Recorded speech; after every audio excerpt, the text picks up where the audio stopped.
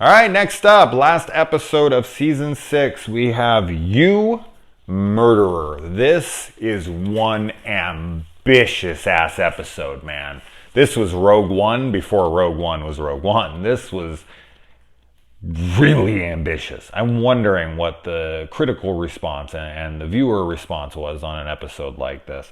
This is a very unique and ambitious episode, as I said. I was kind of really stunned by it because what they were trying to achieve, and they kind of did it. I mean, for what they had available to them at that point, they didn't have, like, let's say we're talking like 95 here or something like that in that area.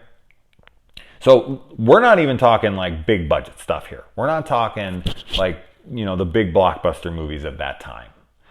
We're talking a television show. And this is back when television didn't have budgets. This isn't Game of Thrones shit. This isn't that new Lord of the Rings show that's getting $1 billion thrown at it. This is television of the mid 90s. They didn't have a lot of money. So Robert Zemeckis came in and worked, directed this episode, and he's a producer with Richard Donner and other people. So I'm sure that they threw some more money at this because I'm sure it was like a passion project or whatever. But so we get this opening where the Crypt Keeper is playing Forrest Gump, Fearest Gump as he calls himself. We got all the puns, of course. And he sits next to Alfred Hitchcock, and he has a little interaction with Alfred Hitchcock, and Hitchcock's sitting right there. And it's pretty cool composite work. I was pretty impressed by it. You can tell, of course, but it was impressive. And so the episode then goes into it, and it said starring Humphrey Bogart. And I was like, wait, didn't Humphrey Bogart die like a long ass time ago? And I looked it up and I was like, didn't he die in like the 50s or something? And it's like, yeah, 1957. And this episode's like almost 40 years later. And I was like, okay, what are we doing here? Are we going to do archive footage? And it was like, no. They went and got an infamous Humphrey Bogart impressionist who looks very similar to Humphrey Bogart.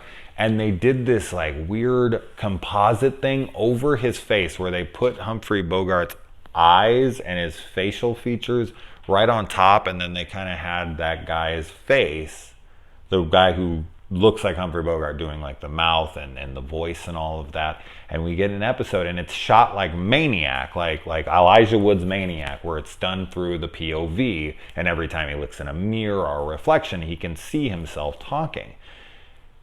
What a wild concept for such a primitive time in computer generated imagery and any of this kind of work. But man, I mean, they really went for it, and I thought it was pretty damn cool. We got John Lithgow in here, we got Isabella Rossellini, we got Sherilyn Fenn, we got a really cool cast here. It was honestly hard to pay attention to the episode and what was really going on it. I did pay attention, and it wasn't all that complex. It was kind of being played out like a noir, except for even though Humphrey Bogart's in it, you're sitting there and you're like, wait, is this supposed to be set in the 50s or whatever? And then people are getting on cell phones and you're seeing newer cars and you're like, no, this is set in now. It's just being done like an old 50s movie, which was cool. It gave it a cool feel. And it was like a murder kind of mystery.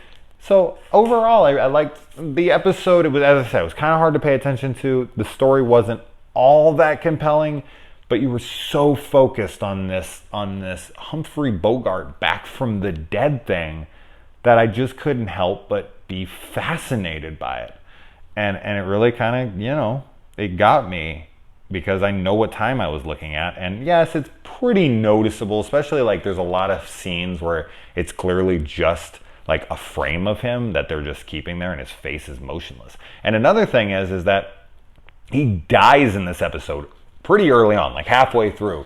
And we keep getting these close-up shots of his dead body and him talking like, I'm dead, I'm dead. And it's like, I'm watching a dead guy who was resurrected for this show, killed in this show to talk from the grave. And this is a character of a guy who is actually dead 40 years ago. This is kind of weird. I feel like the Bogart estate would be like, I don't know how they responded to this. Did they have to get the permission for his likeness? I'm guessing they probably did. So when they saw this episode, it'd be weird to watch him die on screen. But we also get him talking from beyond the grave, and he's like hanging in the closet, and he can see his reflection, and he's hanging there, and he's looking at himself. And that was a good thing for them to do, because he didn't have to have any facial movements, he didn't have to have any talking, because I'm sure anytime that he had to talk and look around, that's when it was really hard. And of course they did straight on looks the entire time, because that's all the footage they could find, and they would get pictures of it and whatnot. It wasn't like Tarkin in Rogue One where he could walk around and move, and it wasn't, ILM wasn't available, and they sure as shit didn't have the technology that they do now. But damn, so ambitious. I also love that they are caught by Sherilyn Fenn. She confronts them. She is dumb, and she gets on the phone. She's trying to call the cops, and it gets her killed. But what happens is she shoots through Sherilyn, hits his dead body, severing his spinal column, which somehow rips his head from his body. Don't think that would happen. I can't imagine. There's skin there. It would hold your neck on. I mean, my buddy had his arm ripped off in front of me, and his elbow skin was hanging on, and his arm was just dangling around.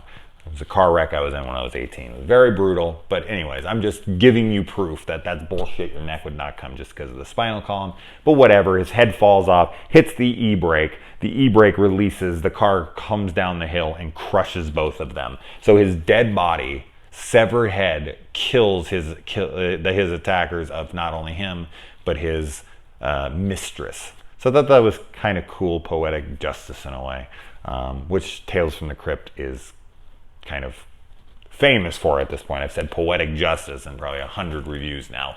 I haven't even done 100 reviews for Tales from the Crypt, so I'm exaggerating, but not by a ton, maybe 30 times now. I think that's it. Yeah, so it's pretty cool. I mean, as I said, I was just kind of enamored by the whole project. So I really liked this. Like, I liked what they were doing. I think on multiple watches, when I got over the allure, I'd be like, this is a whatever episode. Like, if it wasn't the Humphrey Bogart thing, it was just a straight up episode. The POV gave it a cool new spin, because we've never got that before in this. We've seen POV in here, but only for a moment. We haven't seen an entire one done through the protagonist's viewpoint. So that gave a new spin. So I'll give it a good review. Like, this is a good one. This is a cool one. Definitely one you should absolutely check out. Although if you're at this point, full spoilers, I am sure you've seen it. But if you haven't, check it out. Really ambitious. I've said ambitious like 600 times. That's an exaggeration too. Let's move on.